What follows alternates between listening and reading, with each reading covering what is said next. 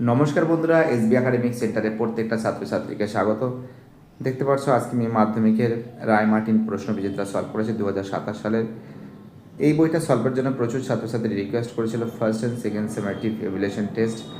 দেখো এই বইটা আমরা কিন্তু সলভ করছি। আজকে তোমাদের যে পেজটা সলভ করাবো 268 নম্বর পেজ, ঠিক আছে। 268 অর্থাৎ এই 268 নম্বর পেজটা খুবই গুরুত্বপূর্ণ। আমি কিন্তু নবদ্বীপ শিক্ষার মন্দির এইচএস এই স্কুলটা সলভ করে দিয়েছি। আজকে তোমাদের যেটা সলভ করাবো 268 ঠিক নিচের দিকে দেখো। দেখো কালারটা একটু নিচ্ছি, কালারটা একটু সমস্যা আছে। হ্যাঁ, 268 নিচের দিকে আছে set number 13, Raniganj girls high school. এই সেটটা সলভের জন্য প্রচুর ছাত্রছাত্রীর রিকোয়েস্ট ছিল, সেই রিকোয়েস্টের কারণে এটা আজকে সলভ করে দিচ্ছি। সম্পূর্ণ ভিডিওটা দেখতে থাকো, চ্যানেলের সঙ্গে যুক্ত থেকে চ্যানেলটাকে সাবস্ক্রাইব করো, সমস্ত বন্ধুদের মধ্যে শেয়ার করো। চলো, প্রথম প্রশ্ন কি বলেছে, যে প্রক্রিয়ায় ভূপৃষ্ঠের উচ্চতা বৃদ্ধি পায় তাকে আরোহণ বলে। দেখো, ভূপৃষ্ঠের উচ্চতা যদি বৃদ্ধি পায় তাহলে আরোহণ বলে, আর যদি হ্রাস পায় তাকে কী বলে, তাকে কিন্তু অবরোহণ বলে। ঠিক আছে, হ্রাস পেলে কিন্তু অবরোহণ বলে, আর উচ্চতা বৃদ্ধি পেলে তাকে কী বলে, আরোহণ বলে।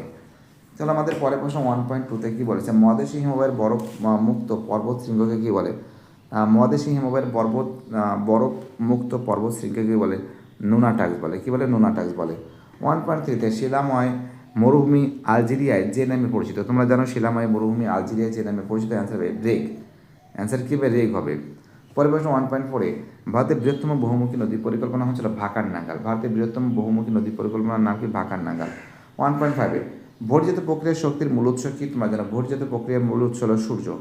পরের প্রশ্ন 1.6-এ ভারতের নায়াগ্রা নামে একটি চিত্রকূট জলপ্রপাত রয়েছে কোথায়, তোমরা জানো ভারতের নায়াগ্রা নামে একটি চিত্রকূট জলপ্রপাত রয়েছে ইন্দ্রাবতী নদীতে। 1.7-এ ভারতের রাজ্যভিত্তিক সর্বাধিক বনভূমি অঞ্চলের ক্ষেত্রে প্রথম স্থান অধিকার করে আছে, তোমরা জানো মধ্যপ্রদেশ। প্রথম স্থান অধিকার কে করেছে, মধ্যপ্রদেশ।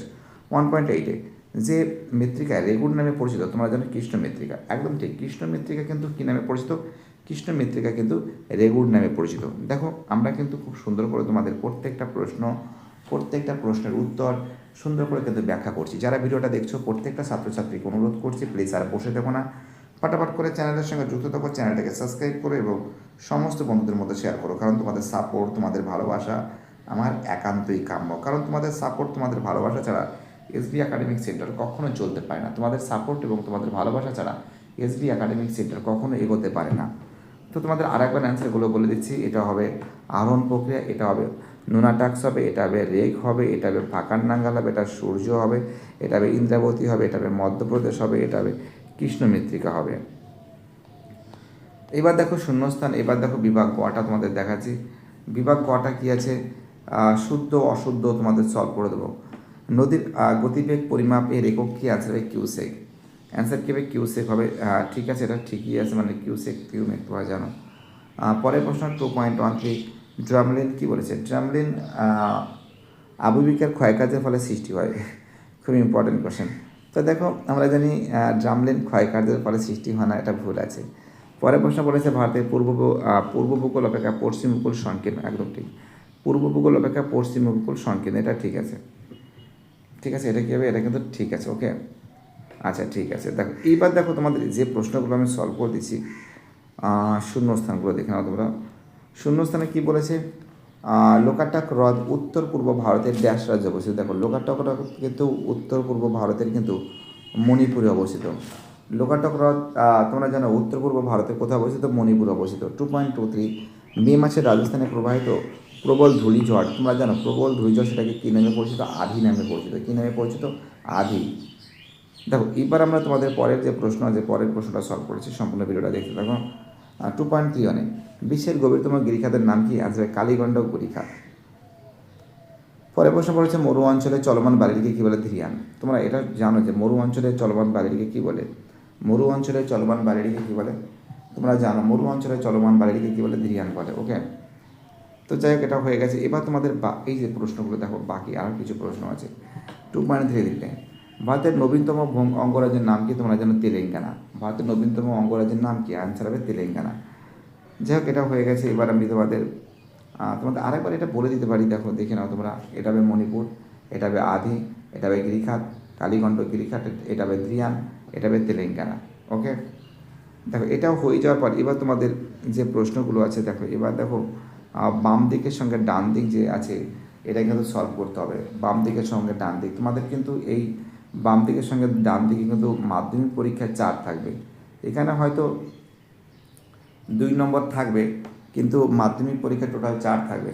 দেখো মাঝুরি কিন্তু হবে সুবর্ণরেখা নদী। মাঝুরি কী হবে? সুবর্ণরেখা নদী 2 হবে এটা, ঠিক আছে। মাঝুরি সুবর্ণরেখা না, মাঝুরি হবে ব্রহ্মপুত্র নদী, তাই ভাবছি কী হলো, ব্রহ্মপুত্র নদী, এটা 1 হবে। আর তীক্ষ্ণাগ্র বদ্বীপ, অ্যান্সার তীক্ষ্ণাগ্র বদ্বীপ হবে সুবর্ণরেখা নদী। তীক্ষ্ণাগ্র বদ্বীপ হবে কী হবে? সুবর্ণরেখা নদী হবে। ওকে, তারপরে কী হচ্ছে সরলবর্গীয় অরণ্য, তোমরা যেন পাইন বন, সরলবর্গীয় অরণ্য গাছগুলো তোমার যেন প্রচণ্ড পরিমাণে কী বলো তো খুবই দুর্বল টাইপের গাছগুলো, মানে ভেঙে যায়, খুব হালকা টাইপের গাছগুলো, বুঝতে পারলে? অনেক গাছগুলো খুব লম্বা-চওড়া আছে, বাট গাছগুলো কি নরম টাইপের, ঠিক আছে। ইয়ারদাং হবে কী হবে? বায়ুর অবঘর্ষ প্রক্রিয়ায়। ইয়ারদাং কী হবে? অ্যান্সার হবে বায়ুর অবঘর্ষ প্রক্রিয়া। তো দেখো আরেকবার বলছি, এটা হবে 3 হবে, এটা 4 হবে, এটা 2 হবে, এটা 1 হবে, ঠিক আছে। কী বলছি বুঝতে পারছো? তো যাই হোক, এগুলো হয়ে গেছে। এবার আমি তোমাদের এই যে প্রশ্নগুলো আছে, এই প্রশ্নগুলো তোমাদের সামনে আমি তুলে ধরছি, সম্পূর্ণ ভিডিওটা দেখতে থাকো। এখানে দেখো তোমরা পুঞ্জিত ক্ষয়, অশ্বক্ষুরতি হ্রদ, বৃষ্টি জল সংরক্ষণ প্রয়োজনীয়তা, এল নিনো, এই যে প্রশ্নগুলো আছে সামাজিক বনসৃজন, এই প্রশ্নগুলো তোমাদের আমি সলভ করে দেবো, এবং তার সঙ্গে তোমরা মৃত্তিকা ক্ষয় এটা ভালো করে দেখে যাও, নদীর ক্ষয় কার্য এটা 5.12 এটাও দেখে যাবে, এটাও দেখে যাবে। এই যে প্রশ্নগুলো আছে এই প্রশ্নগুলো তোমাদের আমি পরের দিন সলভ করে দেবো না, এই প্রশ্নগুলো তোমাদের এখনই সলভ, বিভাগ গটা তোমাদের আমি সলভ করে দিচ্ছি সম্পূর্ণটা, আর এইগুলো কিন্তু বইতে তোমার টেক্সট বইতে পেয়ে যাবে, ঠিক আছে। কী বলছি বুঝতে পারছো? তাহলে আলোচনা করা যায় বিভাগ গ। ওকে,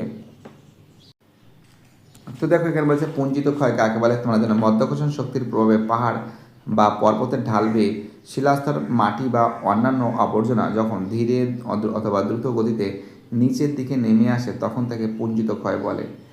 তখন তাকে কি বলে? পুঞ্জিত ক্ষয় বলে। দেখতে পাচ্ছ খুব সুন্দর করে প্রশ্নগুলো তোমাদের সামনে আমি তুলে ধরেছি।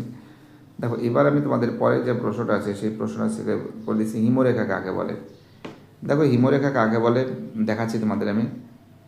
হিমরেখাটা কাকে বলে? ভূপৃষ্ঠের যে উচ্চতায় উপরে অত্যন্ত শীতলতার কারণে জল বরফে পরিণত হয় তখন, অথবা যে উচ্চতার উপরে সারা বছর তুষার জমে থাকে, যার নিচে তুষার গলে যায়, সেই কাল্পনিক রেখাকে হিমরেখা বলে, ঠিক আছে।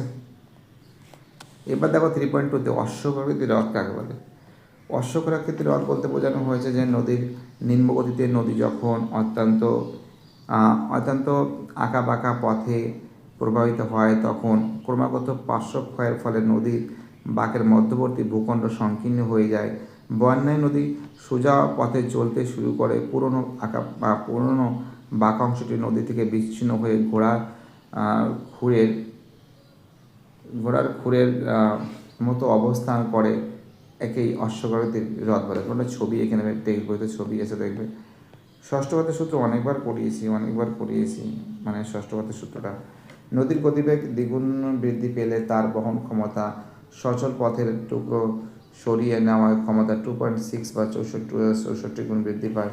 1782 সালে ডব্লিউ হপকিন্স এই সূত্রটি প্রদান করেন, একে ষষ্ঠ ঘাতের সূত্র বলে, ঠিক আছে। এটা হয়ে গেল। এবার দেখো তোমাদের পরের প্রশ্ন, বৃষ্টি জল সংরক্ষণের প্রয়োজনীয়তা, এই আরেকটি ইম্পর্টেন্ট কোশ্চেন। দেখো বৃষ্টি জল ভূগর্ভস্থ জলস্তরের ভারসাম্য বজায় রাখা, শুষ্ক ঋতুতে পানীয় জলের চাষের জলের অভাব পূরণ করা, শহর ও লোকালয়ে বন্যার প্রকোপ কমানো। পরের প্রশ্ন বলছে কয়াল কি? এই আরেকটা প্রশ্ন, কয়াল কি? ভারতের কেরালা রাজ্যের মালাবার উপকূলের লবণাক্ত হ্রদ বা উপহ্রদগুলিকে স্থানীয় ভাষায় কয়াল বলে। 3.4-এর প্রশ্ন কি বলেছে? এল নিনো লা নিনা কীভাবে আমাদের ভারতের মৌসুমি বায়ুকে প্রভাবিত করে? এল নিনোর প্রভাবে প্রশান্ত মহাসাগরের পূর্ব উপকূলে উষ্ণতা বৃদ্ধি পায়, যার ফলে ভারতের মৌসুমি বায়ু দুর্বল হয়ে পড়ে এবং খরা দেখা যায়। লা নিনাটা দেখো, লা নিনাটা কী আছে? লা নিনাটা হচ্ছিল লা নিনা এল নিনার ঠিক বিপরীত। এর প্রভাবে ভারতের স্বাভাবিকের চেয়ে বেশি বৃষ্টিপাত হয়, বন্যার সম্ভাবনা তৈরি হয়। পরের যে প্রশ্ন আছে, সামাজিক বনসৃজন সম্পর্কে কী জানো? সামাজিক বনসৃজনের দুটি প্রধান পদ্ধতি হলো পথ পার্শ্বস্থ বনসৃজন, রাস্তা, রেল ও খালের ধারের অব্যবহৃত জমিতে গাছপালা লাগানো। দেখুন পাশে কৃষি বনসৃজন, ঠিক আছে, এটা দেখে নাও। তারপর দেখো নেভে কৃষি বনসৃজন। দেখো এই যে প্রশ্নগুলো আছে সেগুলো কিন্তু সম্পূর্ণ সলভ করে দিয়েছি। বাইরেটা সবাই ভালো থাকবে। ভিডিওটি দেখার জন্য সবাইকে অসংখ্য ধন্যবাদ জানাই, কারণ তোমাদের সাপোর্ট, তোমাদের ভালোবাসা আমার একান্তই কাম্য। কারণ তোমাদের সাপোর্ট, তোমাদের ভালোবাসা ছাড়া এসবি একাডেমিক সেন্টার এক মুহূর্তেও চলতে পারে না। আমি মনে করি আমাদের ছাত্রছাত্রীরা সবসময়ের জন্য চ্যানেলের সঙ্গে যুক্ত থাকবে, চ্যানেলটাকে সাবস্ক্রাইব করবে এবং সমস্ত বন্ধুদের মধ্যে শেয়ার করবে। তো আমরা মোটামুটিভাবে তোমাদের সেট নম্বর 12 সলভ করে দিয়েছি, ঠিক আছে, সেট নম্বর 13 সলভ করে দিয়েছি, ঠিক আছে। তারপরের দিন তোমাদের আমি সেট নম্বর 14টাও সলভ করে দেবো, ঠিক আছে, সেট নম্বর 14টাও সলভ করে দেবো। সদর গভর্নমেন্ট হাই স্কুল, এটাও সলভ করে দেবো পরের দিন আমি। বাইটাটা সবাই ভালো থাকবে।